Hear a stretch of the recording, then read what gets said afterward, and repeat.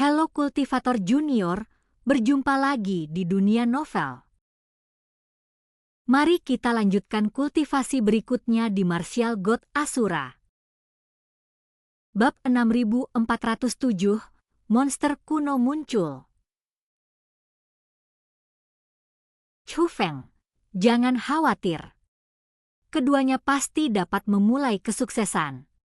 Dan dari apa yang telah kita lihat sejauh ini, karena orang-orang telah merasakan panggilan dari 5 bintang pertama, kemungkinan besar orang-orang juga telah merasakan panggilan dari 2 bintang terakhir.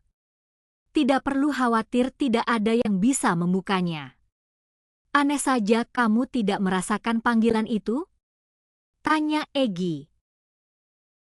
Saya benar-benar tidak merasakannya, tapi saya menghargai harapan baik Ratu.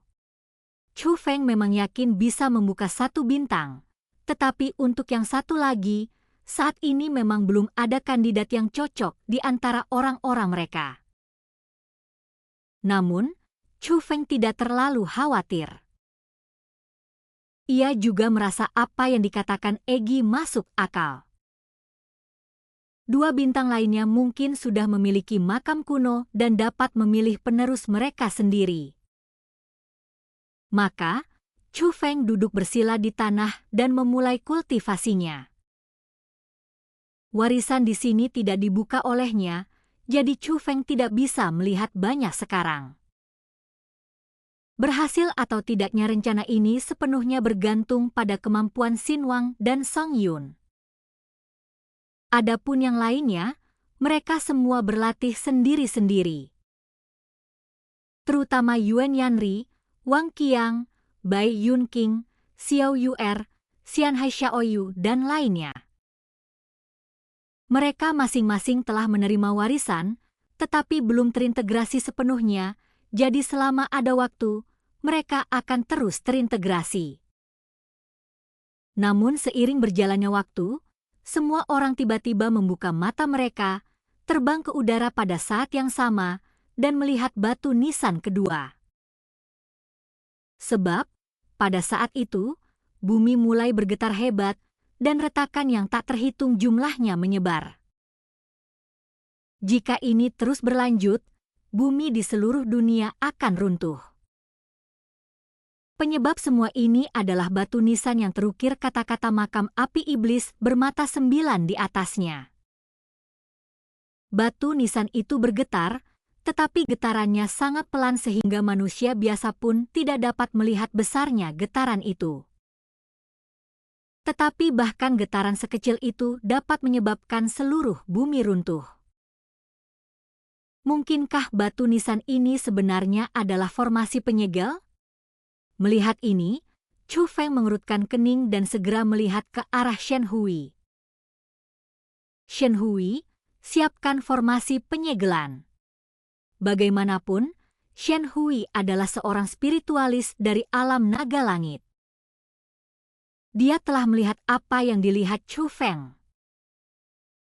Jadi ketika Chu Feng membuka mulutnya, klan Dewa Roh sudah mulai menyiapkan formasi mereka. Dalam sekejap, formasi yang menghalangi langit dan matahari menyelimuti batu nisan itu, lapis demi lapis, terus-menerus melilitnya. Tetapi batu nisan itu tidak hanya bergetar lebih hebat, tetapi bahkan retakan pun tampak. Bum-bum-bum, tiba-tiba, aura yang kuat menyembur keluar dari batu nisan. Kekuatan itu sungguh tak tertandingi. Dalam sekejap, formasi penyegelan yang didirikan oleh klan Dewa Roh hancur.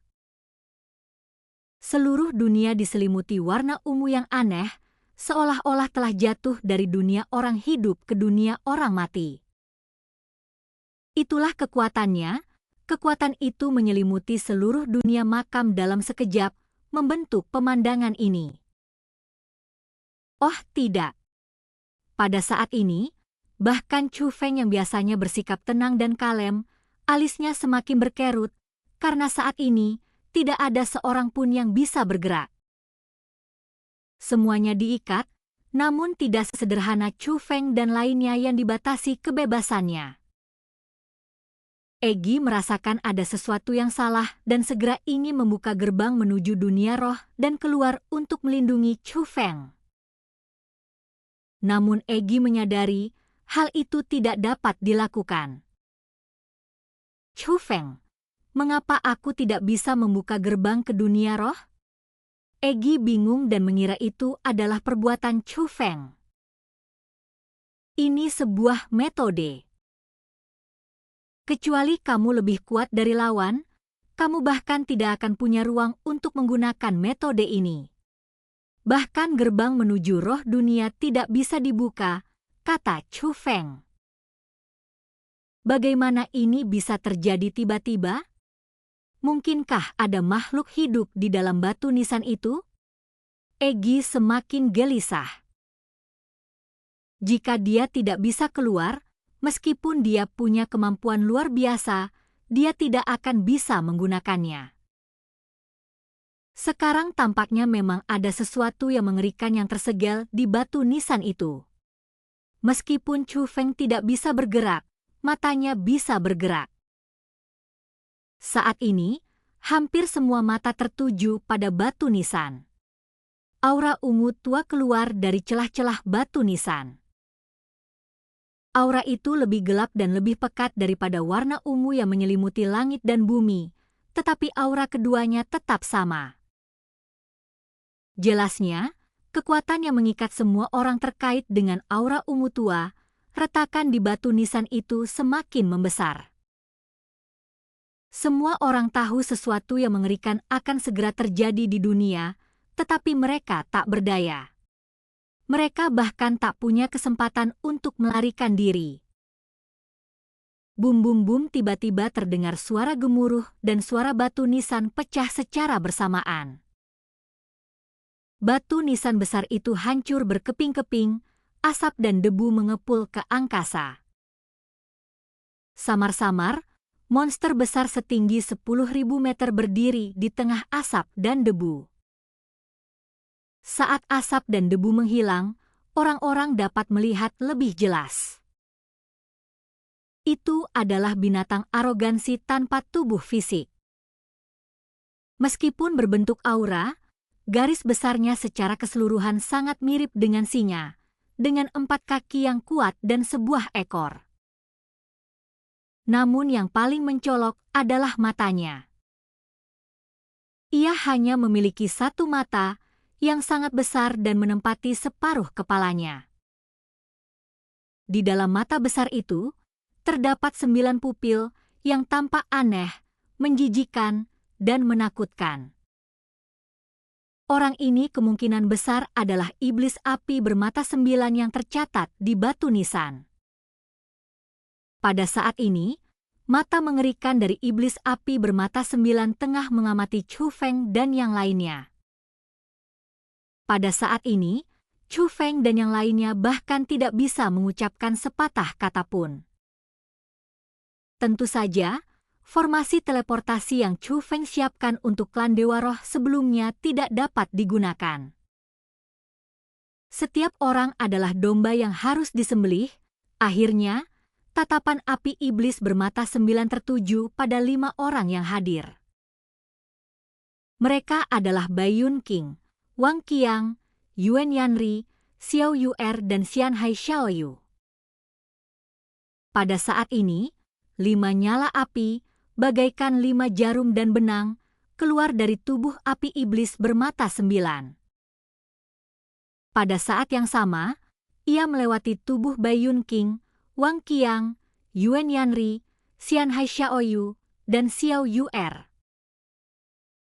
Aura itu luar biasa, mengandung kekuatan yang tak terbayangkan. Kerusakan yang ditimbulkannya jauh lebih besar daripada sekadar menembus daging.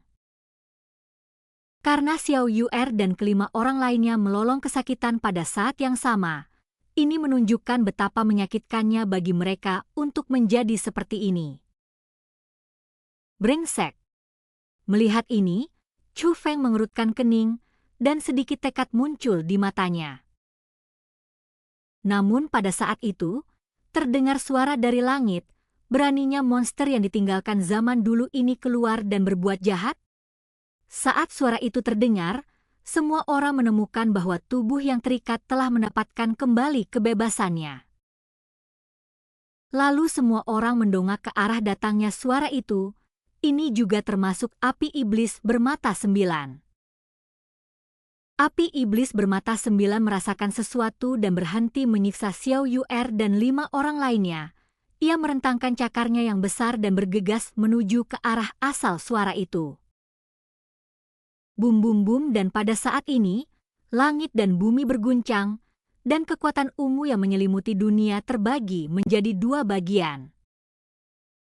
Chu Feng dan lainnya melihat sebuah kapak jatuh dari langit dengan kekuatan berputar, menebas langsung ke arah api iblis bermata 9. Kapak itu tidak terlalu besar, hanya berukuran normal, tetapi mengandung aura yang sangat kuat. Rasanya kapak ini dapat dengan mudah menghancurkan dunia makam ini. Api iblis bermata 9 tiba-tiba berhenti dan mengeluarkan raungan melengking. Tubuhnya tiba-tiba membesar, dan dalam sekejap mata, ia telah tumbuh dari ketinggian 10.000 meter menjadi puluhan ribu meter. Segera setelah itu, api ungu yang tak terhitung jumlahnya menyerang kapak itu dengan kekuatan ribuan anak panah. Tidak menyinggung. Setelah terbang dalam jarak tertentu, api ungu itu saling terkait satu sama lain untuk membentuk jaring pertahanan yang besar.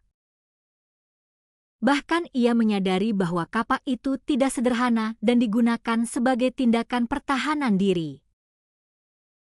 Namun tiba-tiba kapak itu menghilang, saat berikutnya seberkas cahaya dingin menembus kehampaan. Pada saat orang-orang bereaksi, api iblis bermata 9 telah terpotong menjadi 2 dari atas ke bawah. Itu kapak. Setelah membelah api iblis bermata 9, kapak itu terus berputar ke bawah tanpa melambat sedikit pun. Ini membuat semua orang gelisah. Jika kapak itu jatuh ke tanah, seluruh dunia mungkin akan terbelah 2. Tepat saat kapak itu hendak jatuh ke tanah, sebuah tangan tiba-tiba muncul dan menggenggamnya. Dia adalah seorang pria paruh baya yang penampilannya tidak terlalu mencolok. Di sampingnya berdiri seorang wanita muda berambut pirang, bermata biru, dan telinga lancip. Dan kultivasi saat ini berakhir. Sampai jumpa di kultivasi berikutnya di dunia novel.